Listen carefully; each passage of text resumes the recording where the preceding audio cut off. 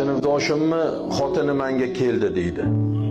Kelinsam, sinfdoshingiz bizlarni tashab ketgan, boshqa xotinga uylanib ketgan. Kelmaydi, bir haftada 1-2 keladi, shunda ro'zg'orni eshikda, darvozada tushiradi, uyga kirmasdan ketadi. Faqat ro'zg'or qilib ketadi, kelmaydi. Bir gapirib qo'ysangiz deb kelibdi deydi. Insofga chaqirib qo'ysangiz deb kelibdi deydi. Ertasi kuni o'rtog'imni topdim deydi. Bir gaplashmaymizmi? Ha, bir gaplashamiz deb qoldi deydi. Ancha bo'ldi gaplashmaganimizga. Qora aka, qayerda gaplashamiz dedim. Yuring, menikiga boramiz deb keyin ikkinchi xotinni uyga olib bordi deydi.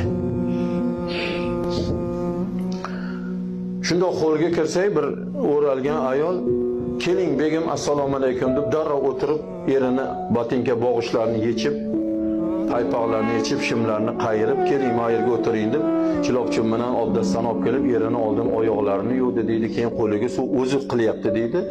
Endi u ayol eriga shu darajada mehr bilan xizmat qilyaptiki, "Men kirgan joyimda haykal bo'lib qotib qoldim" deyapti.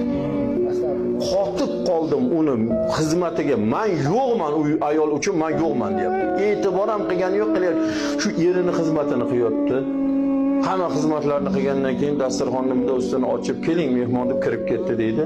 Suyuq, quyuq, choy, non kelib turibdi. Biroz tamaddi qilgandan keyin boyagi o'rtog'im, "Qora aka, gapim bor dediz. Nima gapingiz bor edi?" deb so'rab qoldi deydi. "Nima deyman men unga" deydi. "Nima deyishim mumkin men unga" deydi. "Qo'y, buni tasha, ke bor, anu chakayning oldiga bor." Deymanmi deydi. "Axir o'zim ham shu hayotni xohlayman-ku" deyapti. "Menga ham shunaqa e'tibor bo'lishini xohlayman" deydi. "Qanaqa men uni qo'y bo'lmabdi bu ishing deyman" deydi. Hammani orzusi shu emasmi? Ayolingiz kelganda "Assalomu alaykum otajoningiz, qara, dadang keldilar, qara qo'llariga suv quying, qara tez ovqatini, choyini olib kel" deyish kerak emasmi sizga? Butun ko'chadagi charchoqlaringizni sug'urib oladigan muomala shu emasmi? Keldiz, yo salom yo'q, o'tirdiz, na bir e'tibor yo'q. Nima qilasiz? Siz nima bir joyda tashkilotda bir qorovul bo'lsangiz ekanki, qorovulxonaga borganda hech kim e'tirof qilmaydi. "Qara, qorovul kelib qopti, qaranglar, choyini beringlar" demaydi hech kim. Kiradi bechora, o'sha yerda o'zi qaynatadi, o'zi pishiradi, o'zi chiqib ketaveradi. Qorovul emas-ku, bu seni ering-ku, bolalaring otasi-ku.